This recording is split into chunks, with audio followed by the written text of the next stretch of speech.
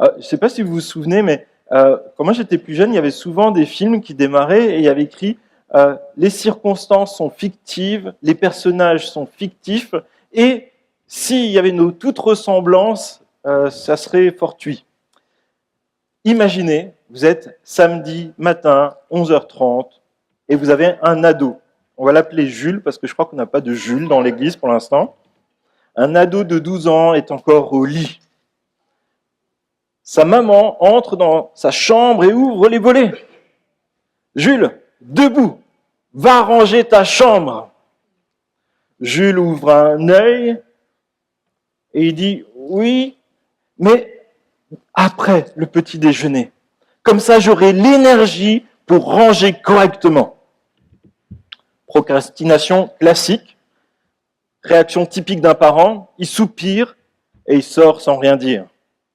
Quelques minutes plus tard, Jules est dans la cuisine, a terminé son petit-déj, et puis sa maman le voit discrètement, comme savent le faire les ados, utiliser une technique de crabe ninja, vous savez, comme ça, et il se dirige tranquillement vers la console de jeux vidéo. Maman demande alors « Ah, tu as terminé de ranger ta chambre ?» Jules dit « Oui, enfin, presque, j'ai commencé. » Tu as commencé quoi? J'ai rangé les livres qui étaient sur la table de chevet. Ça avance, t'inquiète. Stratégie suivante, manque de précision.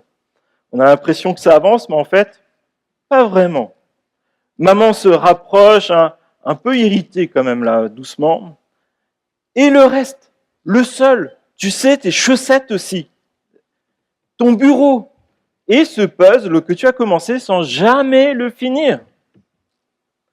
Alors Jules lève les yeux au ciel et dit « Hé, regarde la chambre de mon frère Charles. Sa chambre est pire que la mienne. Je ne sais même pas s'il a du carrelage ou du parquet. Donc si on compare, je m'en sors carrément mieux. » Comparaison, justification par rapport aux autres. Maman s'apprête à enlever le câble d'alimentation de la console de jeux vidéo pour stimuler l'action. Jules explique alors la vraie raison de son inaction. Tu sais, je dois t'avouer quelque chose. Si je ne range pas ma chambre complètement, c'est pour que mon frère Charles ne culpabilise pas trop en voyant ma chambre très bien rangée par rapport à la sienne. Raisonnement par l'absurde, le mal devient utile. L'histoire, on va l'arrêter là, mais on ne sait pas si Jules a fini par ranger sa chambre et qu'est-ce qu'il est advenu du câble d'alimentation de la console vidéo. Et bon, c'est vrai que peut-être ça vous rappelle des scénarios qui se produisent peut-être hebdomadairement dans votre famille. On peut se dire, bon, c'est un enfant, c'est un ado, mais les grands enfants, comme chacun d'entre nous, parfois, peut-être ça ne sera pas sur le rangement de la chambre, ça sera sur autre chose. On a peut-être parfois aussi du mal à accepter nos responsabilités, les choses qu'on a à faire, et parfois on essaye de se détourner de ce que Dieu nous demande de faire. Ça, je ferai ça demain, j'ai presque fini, je m'en sors mieux qu'un autre. Ça sert finalement à pas grand-chose. Et parfois, c'est bon, si tu étais plus indulgent, je n'aurais pas réagi comme ça. C'est quoi la morale de cette histoire? C'est que nos petites excuses, c'est mignon au début, mais parfois ça devient sophistiqué. Ça paraît de plus en plus intelligent, mais finalement, elle révèle de plus en plus les péchés de nos cœurs. Et finalement, la chambre reste en désordre, le péché reste le péché, et Dieu reste fidèle et juge quoi qu'il arrive. Et c'est justement un peu en introduction de ce temps de prédication où, alors ça date, hein, mais dans le chapitre d'avant, en fait, Paul disait justement, en fait, voilà, il y a les non-juifs, ceux qui sont d'origine païenne, ils ont une façon de vivre, en fait, qui n'honorent pas Dieu, qui vivent dans le péché, ils parlent d'immoralité, ils parlent d'immoralité sexuelle, ils parlent de ces choses-là, et ils disent, en fait, ils sont coupables devant Dieu. Et après, il prend les juifs et il leur dit, mais en fait, peut-être vous êtes circoncis, mais finalement, qu'en est-il de votre cœur? Qu'en est-il du péché? À quoi ça sert d'être circoncis si finalement on désobéit à Dieu? Et là, au chapitre 3, finalement, c'est un peu la conclusion de Paul sur tout ça, et puis il nous met un peu chacun en face de nos réalités, et en fait, il parle aux Juifs, il parle aux païens de l'église de Rome, et il leur dit, mais en fait, quelles sont nos fausses excuses? Quelles sont peut-être nos objections qu'on peut avoir devant Dieu? Et c'est là qu'on découvre qu'en fait, on peut avoir des objections humaines. Certaines sont plus ou moins justes. On peut poser la question à Dieu. D'autres, en fait, commencent à aller vers l'absurde. Et Paul écrit cette lettre aux Romains et il pose un peu ces bases-là pour dire, mais en fait, réfléchissez selon la volonté de Dieu. Et c'est vraiment un encouragement à ne pas négocier avec Dieu. Et il aborde 4 sujets. La circoncision est-elle un avantage? L'incrédulité annule-t-elle les promesses de Dieu? La colère de Dieu est-elle injuste? Et les mauvaises actions peuvent-elles être justifiées? Et on va voir tout ça ensemble. On va lire les versets, donc chapitre 3, les versets 1 à 8.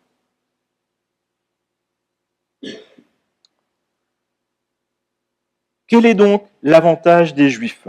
Ou quelle est l'utilité de la circoncision? Cet avantage est grand de toute manière. Tout d'abord, c'est à eux que les paroles révélées de Dieu ont été confiées. Que dire si quelques-uns n'ont pas cru? Leur incrédulité annulera-t-elle la fidélité de Dieu? Certainement pas. Reconnaissons que Dieu est vrai et tout homme menteur, comme cela est écrit. Ainsi, tu as été trouvé juste dans tes paroles et tu triomphes dans ton jugement. Mais si notre injustice met en évidence la justice de Dieu, que dirons-nous? Dieu est-il injuste quand il déchaîne sa colère? Je parle ici de la manière des hommes. Certainement pas. Autrement, comment Dieu pourrait-il juger le monde? Et si mon mensonge fait d'autant plus éclater la vérité de Dieu pour sa gloire, pourquoi donc serais-je moi-même encore jugé comme pécheur? Et pourquoi ne ferions-nous pas le mal afin qu'en résulte du bien? Quelques-uns, pour nous calomnier, prétendent que c'est ce que nous disons. La condamnation de ces gens est juste. Jusque-là, la parole de Dieu. Et le premier propos de Paul, c'est est-ce que la circoncision, est-ce que ça représente un avantage? Si tu peux mettre les... Ah oui, les paroles au fur et à mesure. Tu pourras m'aider, s'il te plaît? Merci. Quel est donc l'avantage pour les Juifs? Ou quelle est l'utilité de la circoncision? Cet avantage est grand, dit Paul, de toute manière. Tout d'abord, à ceux que les paroles révélées de Dieu ont été confiées. Du temps de Paul, en fait, il y a un grand débat dans les églises, parce qu'en fait, il y a des chrétiens d'origine païenne qui se joignent à des chrétiens d'origine juive, et la circoncision, c'était vraiment le débat du moment, et c'est ceux qui parfois mettaient des tensions, et aussi, il y avait aussi l'idée pour certains que pour être un bon chrétien, il fallait se faire circoncire. Alors, on prend justement cette épître de Romains pour essayer parfois d'aborder des sujets qu'on a moins l'occasion d'aborder, ça permet parfois de creuser un peu plus. Donc, si vous n'avez pas trop l'habitude, vous en faites pas, retenez les choses essentielles, mais parfois ça permet aussi de comprendre un peu tous ces débats-là, et aussi, par exemple, qu'est-ce que c'est la circoncision, et pourquoi c'était important, par exemple, dans l'Ancien Testament. Alors, la première fois dont il est question de la circoncision, c'est avec papa Abraham. Et dans Genèse 12, si tu peux l'afficher, s'il te plaît, l'Éternel dit à Abraham, quitte ton pays, ta patrie et ta famille, et va dans le pays que je te montrerai. Je ferai de toi une grande nation, je te bénirai, je rendrai ton nom grand, et tu seras une source de bénédiction. Je bénirai ceux qui te béniront, je maudirai ceux qui te maudiront. Toutes les familles de la terre seront bénies en toi. Abraham partit conformément à la parole de l'Éternel, et Lot partit avec lui. Abraham était âgé de 75 ans lorsqu'il quitta Charan. On retrouve papa Abraham 2 chapitres plus loin, Genèse 17, verset 19. Dieu dit, c'est certain, ta femme Sarah te donnera un fils et tu l'appelleras Isaac. J'établirai mon alliance avec lui comme une alliance perpétuelle pour sa descendance après lui. Verset 23. Abraham prit son fils Ismaël, ainsi que tous ceux qui étaient nés chez lui, tous ceux qui avaient été achetés, tous les hommes parmi les membres de son foyer, et il les circoncit le même jour, conformément à l'ordre que Dieu avait donné. Abraham était âgé de 99 ans lorsqu'il fut circoncis. Genèse 21. L'Éternel intervint en faveur de Sarah, comme il l'avait dit. Il accomplit pour elle ce qu'il avait promis. Sarah tomba enceinte et donna un fils à Abraham dans sa vieillesse, au moment fixé dont Dieu lui avait parlé. Abraham appela Isaac le fils qui lui était né, que Sarah lui avait donné. Il circoncit son fils Isaac lorsqu'il fut âgé de 8 jours, comme Dieu le lui avait ordonné. Et là, on voit papa Abraham dans ces différentes séquences. On voit que Abraham, pour beaucoup de choses, c'est vraiment un exemple dans la persévérance. Il quitte l'endroit où il habitait, il part dans un pays inconnu. Dieu lui demande des choses et on voit qu'il obéit tout de suite, le jour même. Il circoncie tout le monde, par exemple. Il est prompt, il est décisif pour obéir à Dieu. Même au moment où Dieu, pour voir sa fidélité, lui demande d'aller sacrifier son fils Isaac, qu'il avait attendu pendant tellement de décennies, Abraham avait pleinement confiance en Dieu, jusqu'au bout. Et on pourrait se dire, waouh, Abraham, c'est vraiment un gars nickel, parfait. Il a toujours parfaitement obéi à Dieu. Pas toujours, finalement. Je vous invite à relire la Genèse à l'occasion, c'est toujours instructif. On découvre qu'il y a des personnages bibliques qui sont vraiment des modèles, mais finalement, il n'y en a aucun qui est parfait. Il n'y a qu'une seule personne qui était parfaite et qui reste parfaite, c'est Jésus.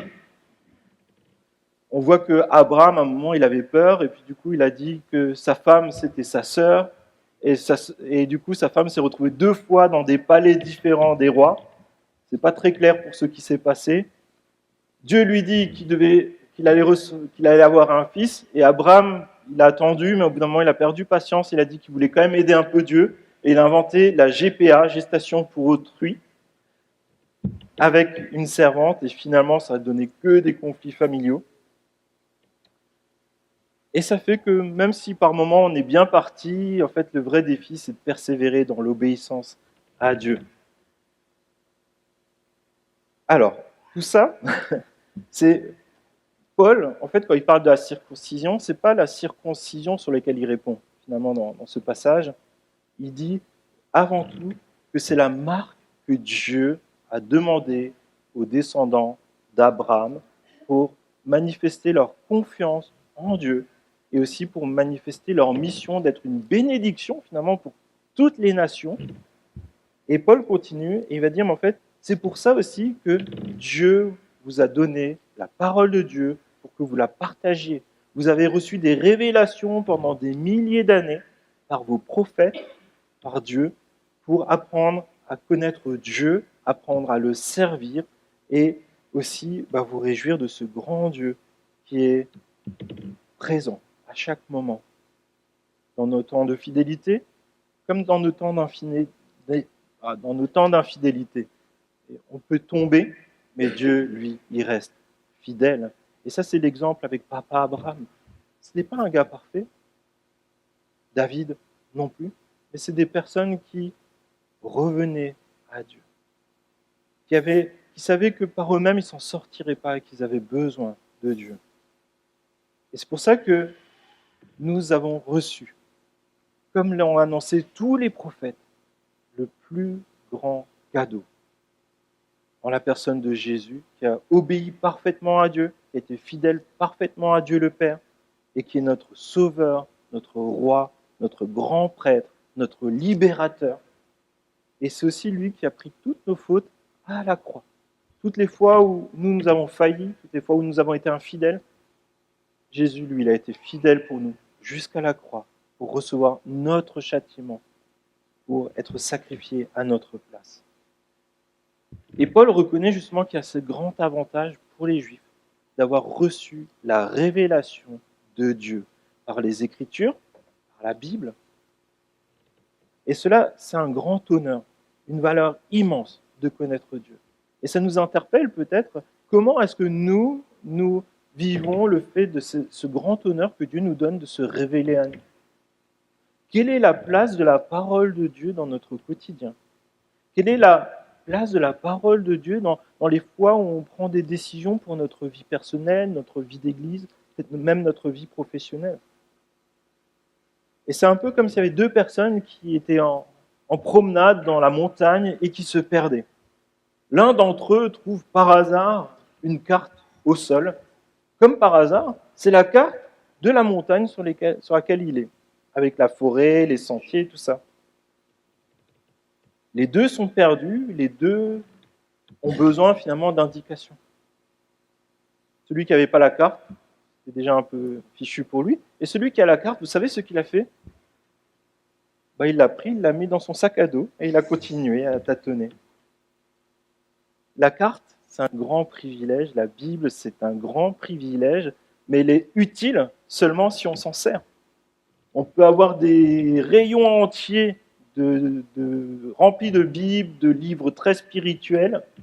On peut avoir une église avec plein de livres disponibles à la librairie, mais finalement, ça ne nous aidera pas si on ne les lit pas.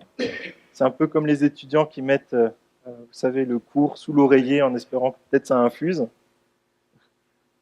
Et parfois, on fonctionne comme ça, un peu, je sais pas, intuitivement, et ça nous concerne, je pense, chacun d'entre nous. On s'invente un peu des règles spirituelles, mais en fait, le vrai privilège que nous avons en tant que disciples de Jésus, c'est tout ce que Jésus a fait pour nous, pas par nos mérites, mais aussi le fait que nous avons accès à la parole de Dieu et nous avons à la mettre en pratique, que ça nous plaise ou pas. Et c'est là où c'est bon parfois quand même de se rappeler que des milliers de personnes ont vécu avant la venue de Jésus, ils n'avaient pas accès à tous les évangiles, à tout ça. C'était beaucoup plus compliqué d'avoir accès à une Bible, même il y a encore quelques siècles, même en France. Et il y a un site qui s'appelle Joshua Project, et en fait ça donne un peu les tendances du nombre de chrétiens qu'il y a dans les différents pays, puis chrétiens en sens général, et après, non, c'est pas celui-là, merci. Il y a les chrétiens évangéliques aussi, et en fait on voit que par exemple en Afghanistan, tu pourrais croiser un chrétien à peu près une fois dans ta vie, sans savoir que c'est un chrétien et sans qu'il te parle de la parole de Dieu. Une fois dans ta vie, tu le crois juste comme ça, statistiquement, parce que c'est quasiment 0, quelque chose de chrétien dans le pays. En France, tu devrais logiquement croiser au moins une fois par semaine quelqu'un qui est chrétien, et plusieurs fois dans ta vie, quelqu'un devrait te parler de qui est Jésus et de l'évangile de Jésus-Christ. Et nous, en tant que disciples de Jésus-Christ, on devrait aussi, justement, parler, présenter l'évangile. Nous sommes privilégiés, mais que faisons-nous de ce privilège? Aujourd'hui, il y a quelques semaines de ça, il y a Portes Ouvertes qui a donné les statistiques mondiales de la persécution des chrétiens. 388 millions de chrétiens persécutés dans le monde. Chaque année, c'est un peu pire.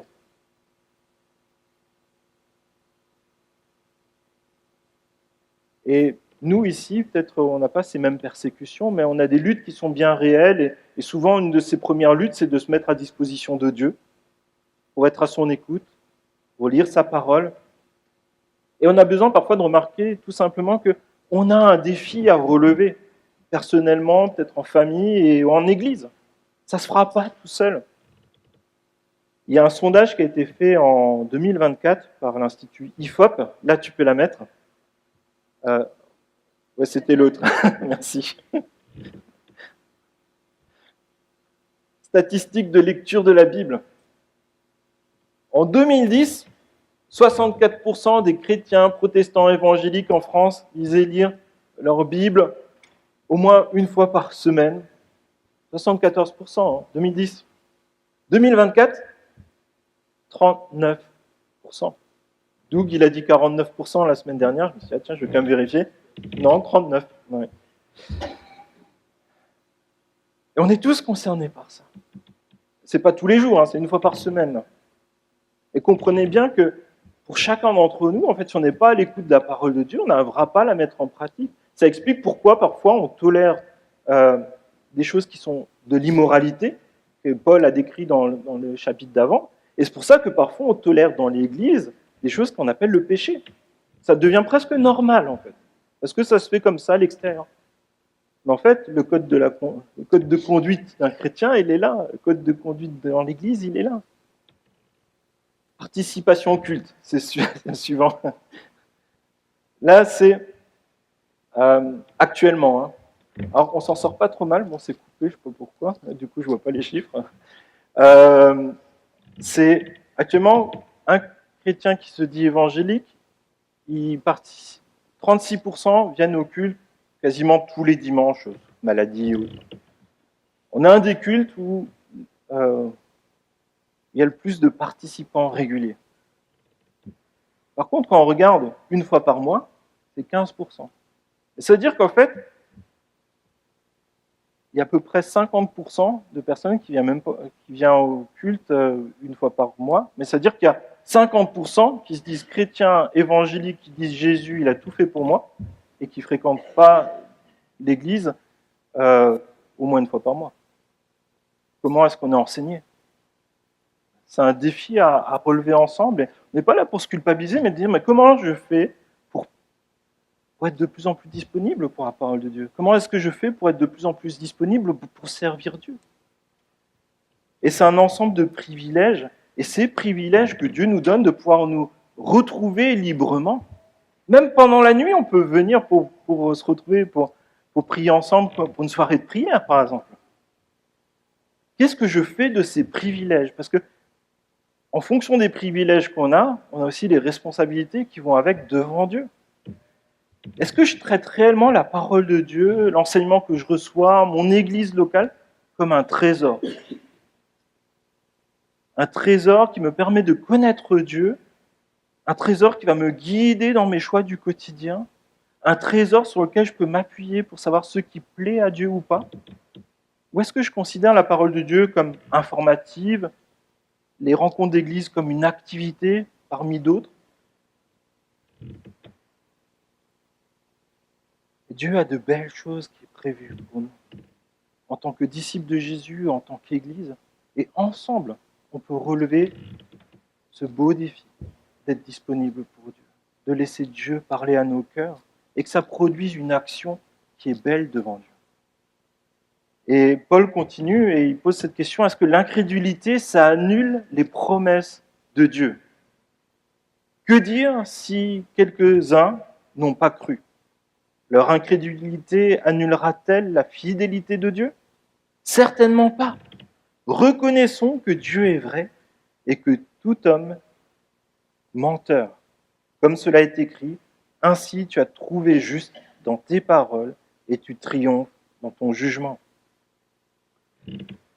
Certains pourraient objecter en disant, mais en fait, si beaucoup de Juifs n'ont pas cru en Jésus, Dieu ne restera pas fidèle à ses promesses pour Israël. Je ne sais pas si vous avez déjà entendu ça ou des réflexions similaires.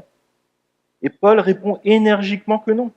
Dieu reste fidèle à ses promesses malgré l'infidélité des hommes. La fidélité de Dieu ne dépend pas de la nôtre. Même si tous étaient infidèles, cela ne rendrait pas Dieu infidèle. Et c'est l'exemple de papa Abraham qu'on a vu. Dieu a scellé une alliance, Dieu a choisi Abraham et Dieu est resté fidèle à Abraham et à sa promesse. Et c'est pour ça qu'aujourd'hui encore, ici, on a accès à la parole de Dieu. C'est parce que Dieu a été fidèle malgré l'infidélité des hommes à travers les générations. Et il y a ce verset qui se trouve à la fin de ce passage. « Ainsi, tu as été trouvé juste dans tes paroles et tu triomphes dans ton jugement. » J'essaie de trouver où c'était et je regarde un peu les commentaires et on pense que c'est dans le psaume 51 quand il est question de l'adultère de David avec Bathsheba et le meurtre d'Uri. Donc là aussi, encore un homme célèbre qui fait partie des arrière-grands-parents de Jésus, hein. Finalement, lui aussi, c'est un exemple de repentance, un exemple de fidélité à Dieu dans beaucoup d'épreuves qu'il a vécues. Mais finalement, c'était avec des hauts et des bas, et ce qui a marqué sa vie, c'était un cœur qui était repentant devant Dieu, un cœur qui revenait à Dieu. Et David dit justement ça dans le psaume 51, « Lave-moi complètement de mon iniquité et purifie-moi de mon péché. Car je reconnais mes transgressions et mon péché est constamment devant moi. J'ai péché contre toi seul, et j'ai fait ce qui est mal à tes yeux, en sorte que tu seras juste dans ta sentence, sans reproche dans ton jugement. » Chacun d'entre nous, on peut commettre des petites bêtises, on peut aussi commettre des grosses bêtises. On peut commettre des grands péchés, des actes qui peuvent parfois même être abominables. Mais aussi, on a nos petits péchés mignons, ceux qu'on se dit, oh, c'est pas si grave, vous savez. Mais ça nous renvoie finalement à la justice de Dieu. Quand David dit « j'ai péché contre toi seul », bien sûr, il a sans doute fait du mal autour de lui. Hein. Uri, il est mort. Hein. Mais est-ce qu'on a conscience que quand on pêche, même si peut-être on fait du mal à quelqu'un, on fait d'abord du mal à Dieu? Le fait d'avoir conscience de ça, peut-être ça peut nous retenir de certains péchés, certains actes. Et ça peut aussi nous amener à la repentance et au pardon, parce que finalement, peut-être parfois on a un peu de mal devant Dieu à faire les choses, parce qu'on dit oui, c'est telle personne, mais lui aussi, hein, il fait des bêtises. Hein. Je ne sais pas si vous avez déjà pensé comme ça. Mais finalement, devant Dieu, j'ai péché contre toi seul. Ça, c'est une source de motivation. Et finalement, ça nous rappelle que Dieu, il est juste, juge, et c'est lui qui juge tout le monde, selon ses critères à lui, en toute objectivité. Et finalement, aussi accorder le pardon, c'est une façon de dire, en fait, moi je ne suis pas là pour juger. C'est Dieu qui va juger, et je veux donner ce jugement à Dieu. Je ne veux pas être un obstacle, peut-être pour la personne pour se repentir, ou pour Dieu pour faire ce qu'il a besoin de faire dans le cœur de la personne. Et c'est vrai que comme David, là, il a eu du mal à reconnaître qu'il avait fait ces péchés-là, et finalement, Dieu a dû envoyer un prophète Nathan pour le confronter. Parce que David, par lui-même, était incapable de le faire. Pour ça, parfois, c'est bon de savoir qu'il y a quelqu'un qui nous aime suffisamment pour nous dire, voilà, par rapport à ce que dit la parole de Dieu, pas mes sentiments et je ne sais pas trop quoi, hein, ce que dit la parole de Dieu, là, tu n'y étais pas. Si tu veux, on peut se retrouver ensemble pour prier ensemble. Et c'est là où on a besoin de vraiment se confier en ce que dit la parole. Parce que combien facilement on peut se retrouver dans nos propres sentiments, dans nos propres façons de voir le monde, de voir les situations. Celui qui est juste juge, c'est Dieu.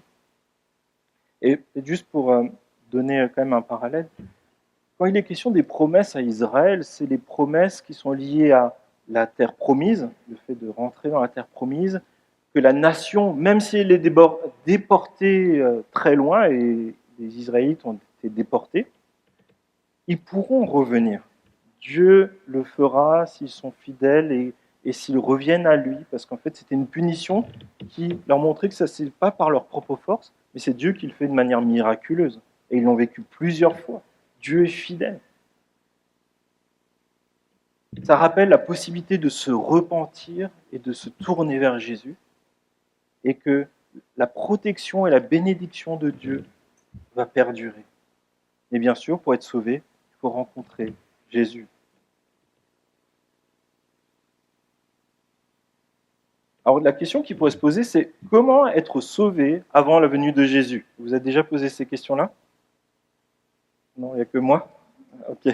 Bon, on passe à la suite alors. En fait, papa Abraham, toujours en Genèse 15, verset 6, il est dit « Abraham crut à l'Éternel, et l'Éternel le lui compta à justice. » En Hébreu, au chapitre 10, versets 1 et 4, « En effet, la loi, qui possède une ombre des biens à venir et non l'exacte représentation des choses, ne peut jamais, par les mêmes sacrifices qu'on offre perpétuellement chaque année, amener les assistants à la perfection. Autrement, n'aurait-on pas cessé de les offrir? Parce que ceux qui rendent ce culte, étant une fois purifiés, n'auraient plus aucune conscience de leurs péchés. Mais le souvenir des péchés est renouvelé chaque année par ces sacrifices. Car il est impossible que le sang des taureaux et des boucs ôte les péchés. C'est pourquoi Christ, en entrant dans le monde, dit « Tu n'as voulu ni sacrifice, ni offrande, mais tu m'as formé un corps. » Les sacrifices répétés ne pouvaient pas effacer le péché définitivement, mais ils montraient la nécessité d'un sauveur. Alors, pour résumer, les sacrifices étaient répétés. Il y avait un jour du grand pardon, le Yom Kippour, où il y avait le pardon qui était accordé à tout le peuple, parce que le grand sacrificateur offrait un sacrifice de pardon pour tout le peuple. Et ça, il fallait le renouveler régulièrement, parce que, je sais pas, ils n'arrivaient pas à tenir 1 an sans péché. Je ne comprends pas. Et c'est pour ça qu'il y avait besoin d'un sacrifice plus excellent. Dieu lui-même qui venait se sacrifier pour nous purifier. Et ça fait que les personnes qui n'ont pas pu avoir connaissance de l'Évangile, découvrir Jésus comme nous le faisons, dans l'Ancien Testament, comme Abraham, ils ont pris conscience de leur péché. Ils ont pris conscience qu'il était nécessaire qu'il y ait un vrai sauveur, pas juste des taureaux, que Dieu lui-même allait pourvoir et qu'ils avaient besoin de ce sauveur-là. Et par la foi qu'ils ont placée en Dieu, ils ont été sauvés.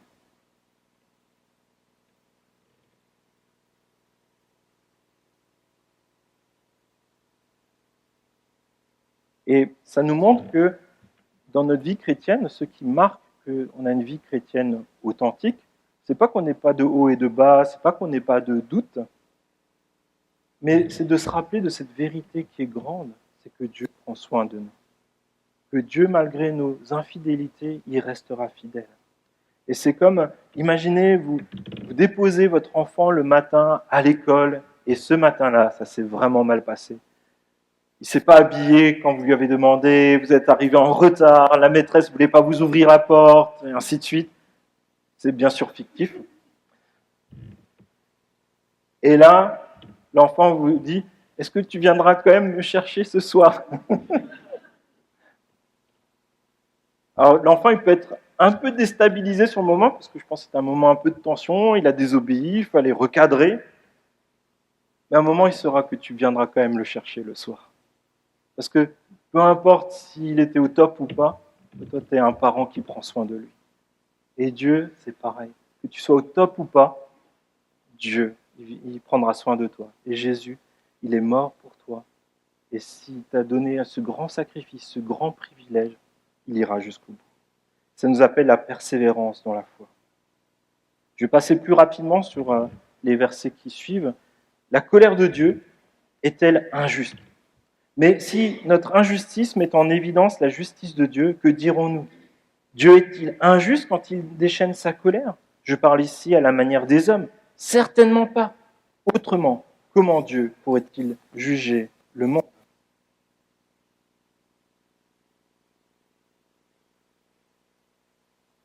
Là, il est question de... Si on dit que Dieu, il est juste, qu'il est juge, qu'est-ce que fait un juge? Il juge, oui. Merci. Et soit il va dire, non, il est innocent, laissez-le partir, pourquoi vous l'embêtez? Et parfois, il va aussi dire, condamnation. Mais ce qu'il a fait, c'est pas du tout bien. Du coup, il faut l'aider à progresser, on va dire. Et puis, il va donner une peine qui peut aller jusqu'à la prison ou autre. Et aussi, c'est une sorte de façon de dire, mais en fait, c'est pas normal ce qu'il a fait, et il faut pas faire comme lui. Et ceci, finalement, ce qu'il aura cultivé, il l'aura récolté. Et en fait, parfois, on se dit, mais Dieu est amour. Comment ça se fait qu'il serait en colère? Qu'il appliquerait une sentence? En fait, Dieu, il est parfaitement amour, mais aussi parfaitement juste. Et en fait, c'est nous qui sommes en tort, c'est pas Dieu.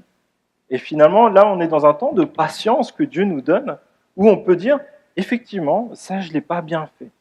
Ça, c'est pas ce que toi, tu voulais. Et On peut encore aller devant Dieu et lui dire, Seigneur, je te demande pardon de mes péchés. Je te demande, s'il te plaît, de m'aider à ne pas retomber dans ce péché-là. Je veux faire confiance pleinement à Jésus comme mon Sauveur et mon Seigneur. Ça, c'est dans le temps de la patience de Dieu. Et on est dans ce temps-là. Si vous n'avez pas encore eu l'occasion de le faire, faites-le maintenant. Il n'y a pas de temps à attendre. Parce que Dieu, à un moment, il dira, bon, maintenant, c'est fini. On va aller au jugement. Un chrétien, un disciple de Jésus-Christ, il pourra dire, ben, ma vie, elle a été mouvementée. Il y a des moments où je ne suis pas fier de ce que j'ai fait. Mais Jésus, j'ai placé ma confiance en lui. Et Dieu va dire, oui, Jésus, il a souffert à ta place et il a payé le prix pour toi. Va dans ma maison. Et quelqu'un qui aura dit, ah non, moi c'était nickel, j'ai pas besoin de demander pardon pour quoi que ce soit. Sa condamnation, elle est déjà là et il aura juste mis de côté tout ce qui, une sorte de gros placard, on va dire, et c'est là-dedans qu'il y a tout ce qui est horrible et c'est ce qui va lui retomber dessus. Et ça s'appelle l'enfer pour l'éternité, c'est-à-dire la souffrance, mais aussi d'être finalement mis devant nos réalités et souffrir dans l'éternité en se disant qu'on est passé à côté de la plus grande opportunité de notre vie, faire la paix avec Dieu. Versets 7 et 8. Si mon mensonge fait d'autant plus éclater la vérité de Dieu pour sa gloire, pourquoi donc serais-je moi-même encore jugé comme pécheur ? Et pourquoi ne ferions-nous pas le mal afin qu'il en résulte du bien ? Quelques-uns, pour nous calomnier, prétendent que c'est là ce que nous disons, la condamnation de ces gens est juste. Là, il est question de dire, mais en fait, ouais, j'ai fait du mal, mais finalement, grâce à ça, Dieu a pu agir. C'était finalement pour sa gloire à lui. En fait, non, tu as fait une bêtise, et heureusement que Dieu est là, et qu'il est fidèle, et qu'il assure, lui. Et c'est un peu comme si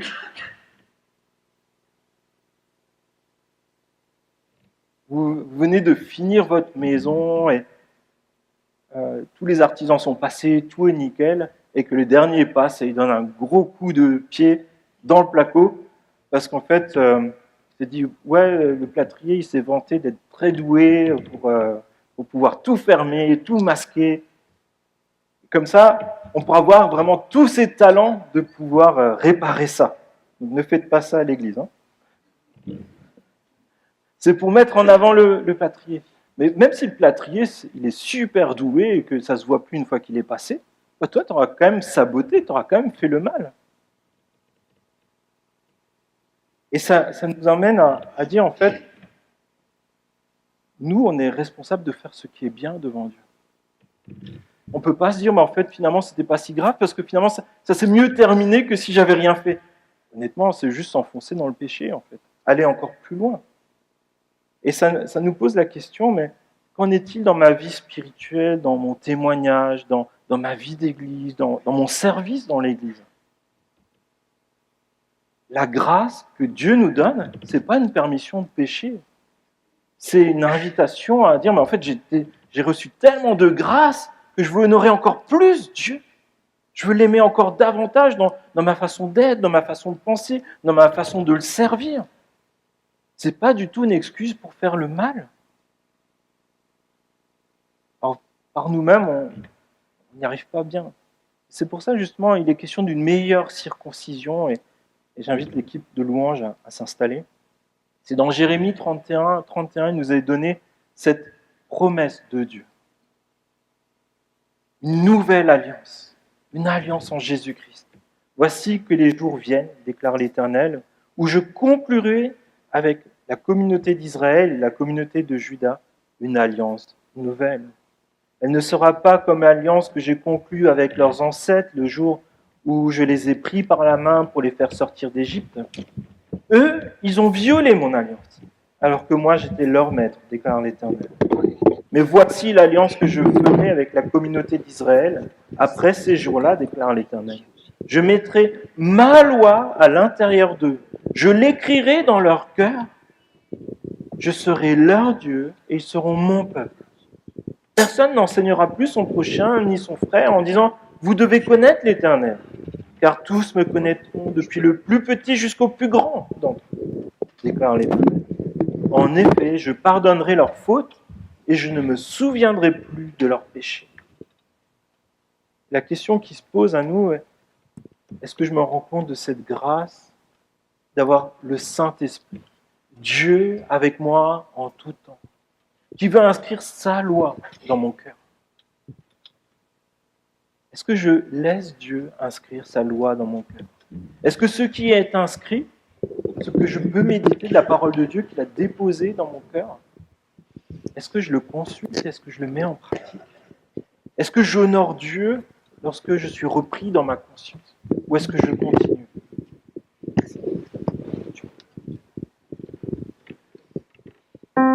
Et nos privilèges spirituels, c'est pas un privilège spirituel qui nous avantage en rien s'ils ne produisent pas une réponse dans la foi, mais aussi dans l'obéissance. Le fait d'avoir obéissé à la parole de Dieu dans notre quotidien, ne pas la mettre en pratique, ça nous en rend d'autant plus responsables, chacun d'entre nous. Et le fait de connaître Dieu, Dieu est un Dieu d'amour, ça n'enlève pas le besoin d'obéissance. Plus nous connaissons Dieu, plus nous avons aussi des exigences que Dieu met en face de nous parce qu'il veut nous amener à la stature parfaite de Christ. Christ, il a obéi parfaitement. Christ, il s'est humilié par lui-même pour nous rejoindre. Et la Bible, c'est un trésor que Dieu nous confie. L'étudier, l'écouter, la méditer, se retrouver ensemble pour consulter Dieu, c'est de l'obéissance, de se mettre à l'écoute de la parole de Dieu. Dans l'Ancien Testament, on voit ce besoin qui est donné à un parent de famille de lire la Bible avec ses enfants, de la méditer le matin et le soir. C'est pour notre bien. Comme à des enfants, on a besoin de mettre en pratique des bonnes habitudes. La parole de Dieu, ce n'est pas seulement des choses à connaître, c'est surtout des choses aussi à vivre, à expérimenter. Et on est tous tentés par moments d'essayer de répondre à Dieu par d'autres questions, par des objections, par des choses qui ont ni queue ni tête. Mais lorsqu'on se rend compte qu'on n'est pas bien par rapport à ces questions, que peut-être c'est pas juste devant Dieu, le vrai défi, c'est de se repentir. Pas de s'enfoncer dans notre péché, pas de continuer à le justifier. Je propose simplement de prier et puis demander à Dieu pardon pour ses péchés, ces fois où on a essayé de jouer avec lui, de négocier avec lui et qu'on puisse se dire mais je veux vivre pleinement pour toi, je veux chérir toutes les opportunités que tu nous donnes de te connaître, toutes les opportunités que tu nous donnes de transmettre l'évangile autour. Je veux vivre une vie qui te plaise. Seigneur, je te remercie parce que ta parole, elle est utile, elle est indispensable, elle est nécessaire pour apprendre à te connaître, pour nous reprendre, pour nous corriger, pour te connaître et pour vivre pour toi de manière qui te plaise. Je te prie, s'il te plaît, que lorsque nous sommes parfois mis en défaut, Seigneur, lorsque nous sommes dans le péché, Seigneur, je te prie, s'il te plaît, que tu nous révèles ce péché par ton Saint-Esprit et que nous sachions nous en repentir, que nous sachions mettre des garde-fous pour ne pas y retourner, s'il te plaît. Seigneur, je te remercie parce que nous sommes infidèles à bien des moments. Mais toi, tu es fidèle, tu es bon. Et Seigneur, nous voulons te dire tout à nouveau, tu es notre Sauveur, tu es notre Seigneur, tu es le Roi de nos vies. Seigneur, nous voulons t'obéir, nous voulons te servir d'un cœur fervent. Seigneur, nous ne voulons pas nous cacher, Seigneur. Nous voulons vivre pour toi, Seigneur. Nous voulons vivre dans ta gloire, Seigneur. Nous voulons dès aujourd'hui manifester envers toi tout l'honneur, toute la gratitude qui t'est due, Seigneur, dans notre vie. Je te prie dans le nom de Jésus. Amen.